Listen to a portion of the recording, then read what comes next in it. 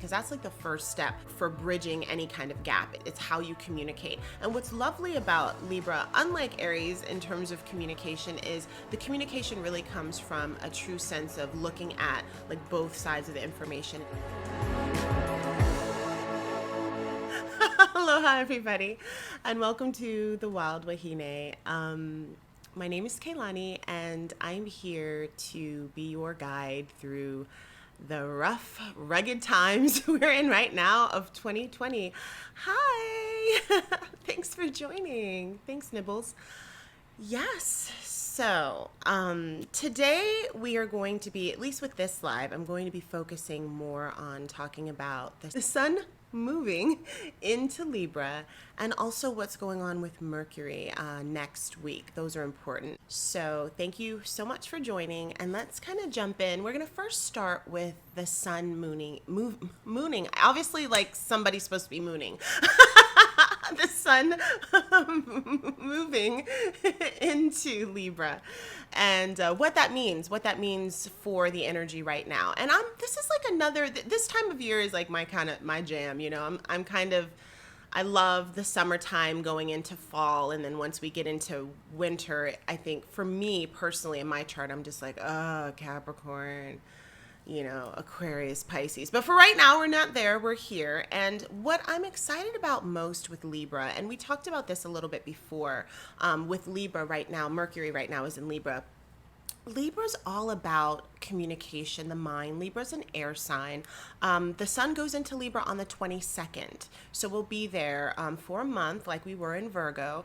And so Libra is best described a lot of times as the opposite of Aries, or sometimes like they like to say like nice Aries or Aries in a dress or lipstick Aries. So it's a cardinal sign. So it's all about action and starting things and, you know, getting things started and igniting things. But it does so in a way that really rules the mind because it's an air sign. So whenever you have the quality of air, you're always going to be dealing with things about your mind, whether that's like how you think, how you problem solve, how you get things done, how you communicate, all of those things. So we have a cardinal sign, an active sign. It's also denoting the change of a season. So we're actually going into fall as we transition into Libra. So we're, you know, for a lot of us, depending upon where we are in the world, we're going to be experiencing fall. So that could be cooler temperatures. If you're in the southern hemisphere, that could be warmer temperatures. Or if you were where I am in Hawaii, it's pretty much the same. It just gets a little bit rainier. So we have that, all the while like learning from what we were in before Virgo, which is like that hermit, that sense of going inside and fixing things and kind of being like a craftsman of what you do, and your mind and so forth is going in. Libra's all about, okay, now that I've spent that time inside the cave, so to speak, now that I've been inside, how can I move out and everything that I learned when I was in the cave by myself, thinking, like having my own thoughts, thinking about how I want to do things, perfecting things, all of that kind of Virgo energy. Now that I know who I am, now that I've thought about what I want, now that I've kind of perfected those qualities, how can I go out in the world in partnership and now try to bring about the things that I want together with everybody else, because we are communal, you know, beings. And so I like that aspect right now because so much of our world, at least on the macro level, is very polarized. You know, it's like I'm for this and I'm for that, and there's a lot of separation. And for those of us who like to bring people together or like to feel connected, that can feel really heavy. It's just like, you know, nobody wants to like go across the room and connect. And so Libra's all about that. It's all about like connecting the two polar opposites and getting them in communication and talking. And you actually have to have communication because that's like the first step for bridging any kind of gap. It's how you communicate. And what's lovely about Libra, unlike Aries in terms of communication, is the communication really comes from a true sense of looking at like both sides of the information and looking and saying, okay, I see where you're coming from. You know, this is where I'm trying to work out a solution. It doesn't necessarily always mean that the solution is going to be everything that you want. So we know that. But there is a lot of diplomacy. There's also like a nicety to it that I think is kind of cool. Like I said, unlike Aries, which is like this is who I am, this is what I want, and I'm going to stop at nothing to get it, which is cool sometimes when, you know, you're trying to do something, especially if you're trying to do something within yourself. But when you're working with a group of people, if you're in any kind of group or any kind of organization, you know, it's hard to come in with that kind of energy. Like, this is what I want, this is how it is, and I don't care what you say, you're going to give me exactly what I want, right? You're coming in with diplomacy, coming in with some curiosity, coming in with something that is attractive about you to kind of get what you want. So it's using all of those like qualities. And also Libra is ruled by Venus. And so Venus, our Venusian sign, is all about like attraction and love and beauty. So it is really using kind of charm and using wit and using humor and using all of the things that kind of make you attractive to get what you want in whatever way that means for you.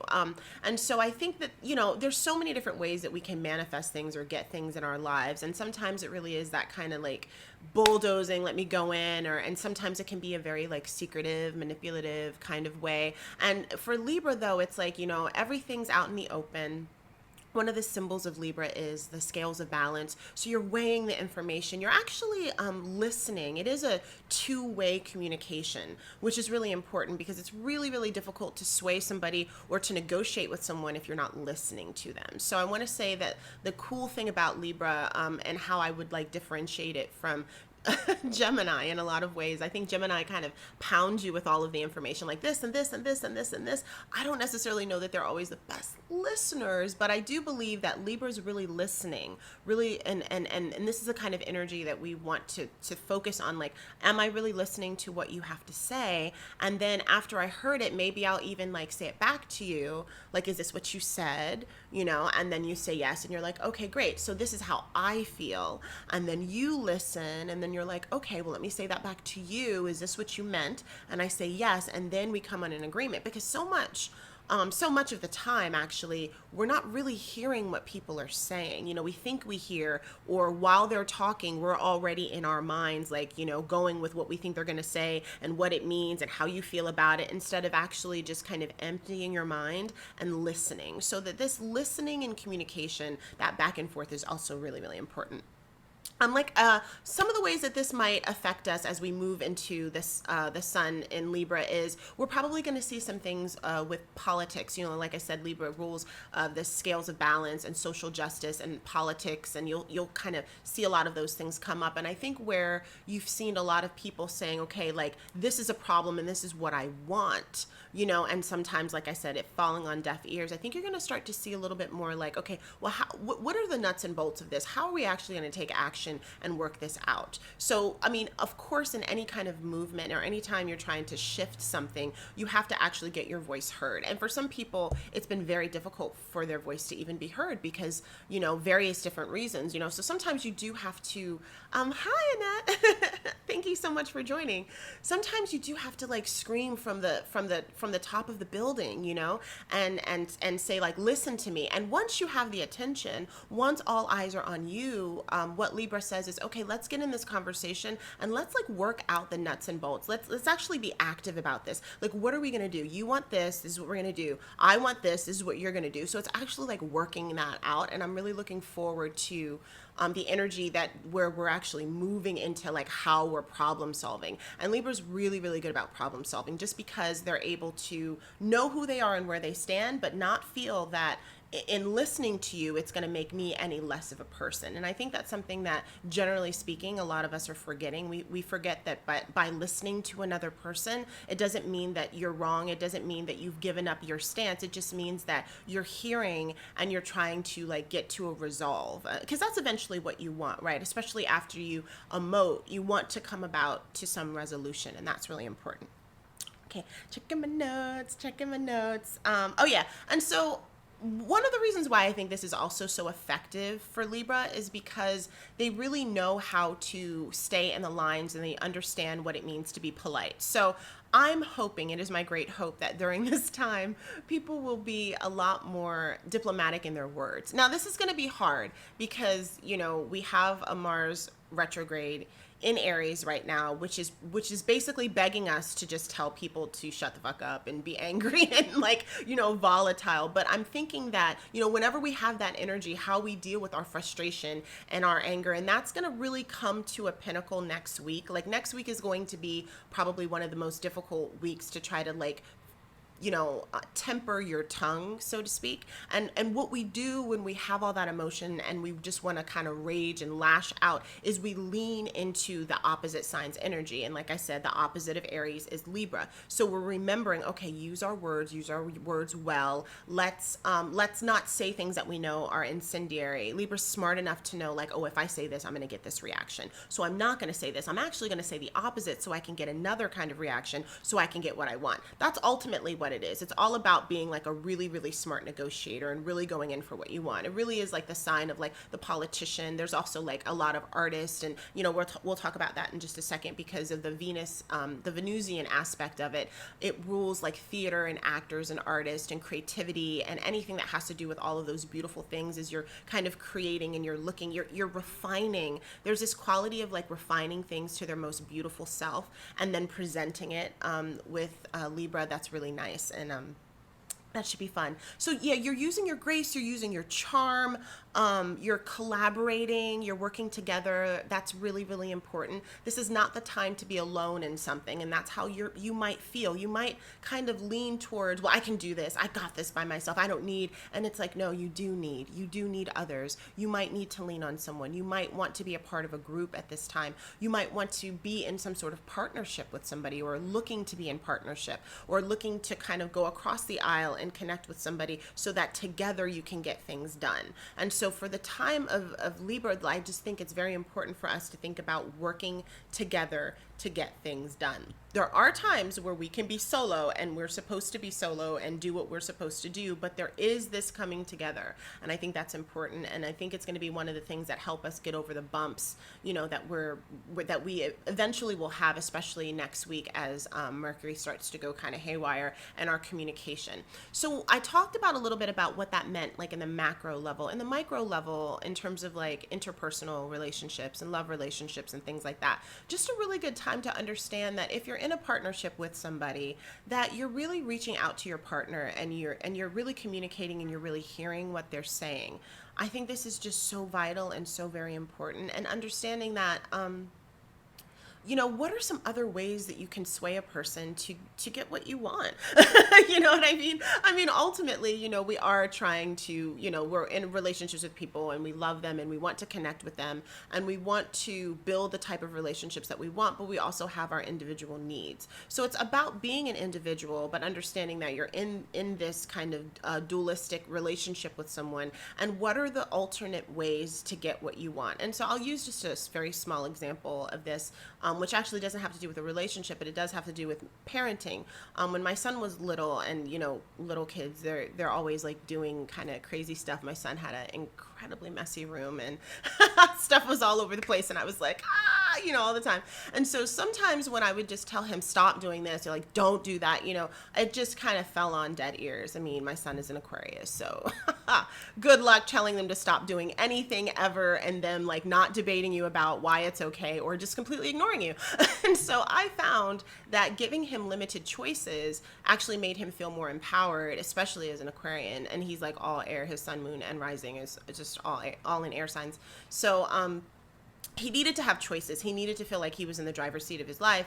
But then I was able to have the peace of mind to say, okay, like at least I know that these three things can get done. So instead of just saying like, don't do this, or having that kind of like Saturnian, like, you only have one choice and you have to do it, and that kind of overbearing quality, I said, okay, well, this is kind of what I want. And so what about these three things? And then he was like, oh, okay, well then I'll choose one or I'll choose two, which is also really good when you're working with air signs, because air signs, the negative part of that is indecision. When there's so many decisions, they get overwhelmed and they don't know what to do, and they kind of skirt on the surface of things. So if you are dealing with an air sign at this time, or someone who has like a lot of air in their chart, and you're just like, okay, I love all these great qualities, but they're not like making any decisions and they're all over the place. Limited choice is a really great way to help kind of sort of guide and direct people so that they still feel like, okay, I'm in my own power and and I have choice, but and I have to make a choice, and now I'm not overwhelmed by all of the choices and all of the things that are going on. Okay. So, with that said, we're going to close up Libra. We'll be talking about Libra as we go through the season. You know, like I said, we're in it for about a month, but I am looking forward to all of that kind of connection that we're going to have, you know, and communication, and hopefully communicating better.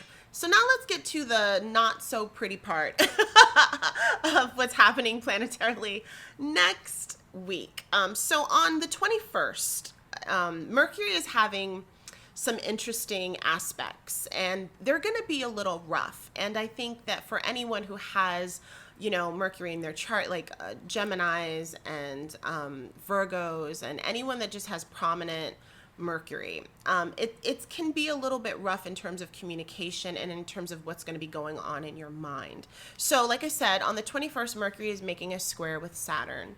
This energy is energy that we've been in. This is the 2020 energy. I mean, 2020 can just be called the year of Saturn, and how it just, you know, has made us, you know, made it really difficult for us. And I'm saying that in a nice way, because there's another way I want to say it, but I'm not going to say it online. So with that being said, with Saturn, you know, Mercury, this is our planet of communication. Anything that has to do with Mercury has to do with the mind, how we think about things, our stress level, our depression level. If you're suffering from depression, from anxiety, from stress, from like too much information, from just communicating and like, you know, kind of rageful communications, which is very prevalent because Mars is retrograde in Aries, and we don't really have that impulse control. So whether someone's been raging on you, whether you've been raging on everyone else, like however that comes to pass. Also, Mercury rules commerce, money, business, economics. If you're having like a rough time with that, all of that. Hi, Captured Energy. Thank you so much for joining. All of that energy is coming in this square, and a square is a difficult conversation with Saturn. Again, it's that kind of like cap on things when it wants to move. Mercury's like a air sign. It wants to move. It wants to communicate. It wants to exchange ideas. It wants to exchange money. It wants to move, and Saturn's like, no, you're not going to do that. And so that creates this depressive state. It creates a state of anxiety. It creates a state of like implosion and heaviness. And I think when you're going through that, it's very easy to really sink very low and not exactly know, you know, what you're going to do and where you're going to move. Mercury also is opposing Mars, which is retrograde in Aries on the 23rd and on the 24th. So essentially like that whole week, kind of the 21st through the 24th, just some things to watch out for if you're feeling a little stressed out or a lot stressed out. If you're feeling like really a lot of pressure and you're not sure that, you know, what you're supposed to be doing.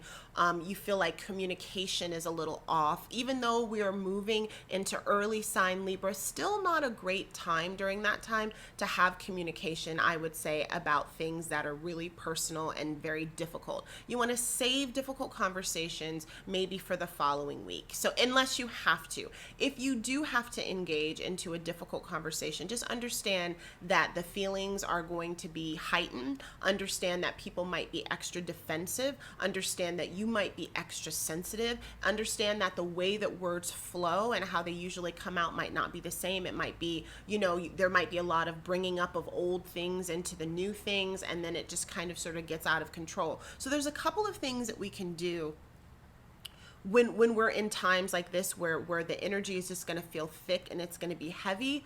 We can just think about, okay, like I said, lean into the Libra energy. All right, well, I have to have this difficult conversation with my boss, my spouse, my kids, my brother, my mother, my whoever it is that you have to have. What can I do with this? You know, try to work some things out on your own first emotionally. Like, okay, so this is a touchy conversation, and it's a touchy conversation. Why? What is it triggering in me? So you kind of sort of do all of your work about all the possible ways that it can trigger you and what can happen. And then when you go to engage, you just try to like really take a moment and let the other person speak. Again, listen to what they say. take a moment for yourself and say, is this what you're saying? Just clarify. Because again, as soon as a person knows that you understand where they're coming from, they're going to just lay back. Like, because before they're going to be like this, right? And they're just going to absolutely lay back because they're going to know you heard it. And then you're saying, okay, so now I'm going to take this moment to say how I feel. And then that other person, and I mean, really, these are like baby steps of communication, but we all need them because, you know, we're not necessarily always the most effective communicators. And when we have these kind of hard aspects with Mercury, which is the way that we communicate, and it's squaring Saturn and it's opposing Mars and in retrograde right now in Aries, which is fiery and emotional and kind of hurtful and can say some really kind of mean things in a not very pretty, not very tactful way. Like Mars is not known for its tact ever at all. It just kind of sort of lets it rip, and things like end as they, you know, and whatever, like the chips fall as they may. And then you're like, you know, Mars spends like certain Aries folks spend a certain amount of time cleaning up the mess that was caused because of all of that energy. And trust me, I know. And it's for Scorpios too, because I'm a Scorpio rising and we're ruled by Mars, a traditional rulership. So, you know, a lot of times those of us that have those words, you know, I'm always saying, like, for people who have words, if you're the kind of person that can land some zingers, you know, and you guys know what I mean. Because we're out there, you know, it's like, I know exactly what to say to piss somebody off or to trigger them or to get my point. You know, you can use that for good. If you know exactly what to say to hurt somebody or to shut them down, then you know exactly what to say to build them up and to get them to listen and to open up, because it's the same gift. It's the same gift. So, use your gifts for good. I think that's important. Use your gifts for good. So essentially, those are the things that, you know, I was here to talk about. I just want you guys to really watch out next week. You know, just take extra precautions in what you're doing. You know, communication that you're sending, read through your, and it's interesting because we're about to go into a Mercury retrograde, and we're not yet, I think, in the shadow, but it's going to feel like that. It's going to feel like this really long extended Mercury retrograde because it's making all of these squares. So I would say act as if you're in that time. You're just going to be careful with what you do.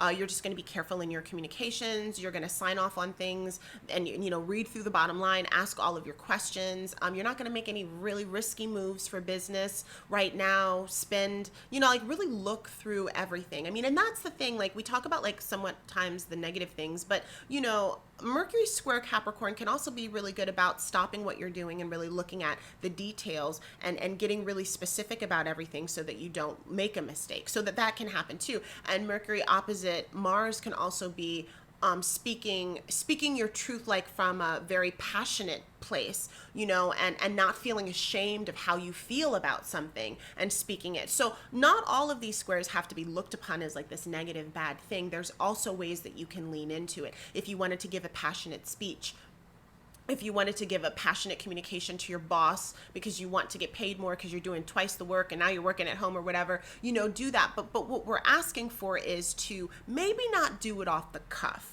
Like, do your passionate speech, but like write it out and have some bullet points so that you don't veer off in your emotions. And then like in the middle of it, you say something like that's like, whoa, where did that come from? So you can still work with the energies of passion and emotion. You just want to make sure that it's not going off the rails. That's really, really important right now. We want to really stick in with the energy and use it and work with it and not be afraid. So thank you guys so much for joining me today. If you guys have any questions or anything like that, feel free to comment below. You can also email me at Keilani, Keilani, at thewildwahine. If you're interested in getting a tarot reading or a astrology reading, you can work with me at thewildwahine.as.me. That information will also be below. You can see all my videos on YouTube and on my IGTV. So thank you so much, and enjoy and have a beautiful day. Aloha.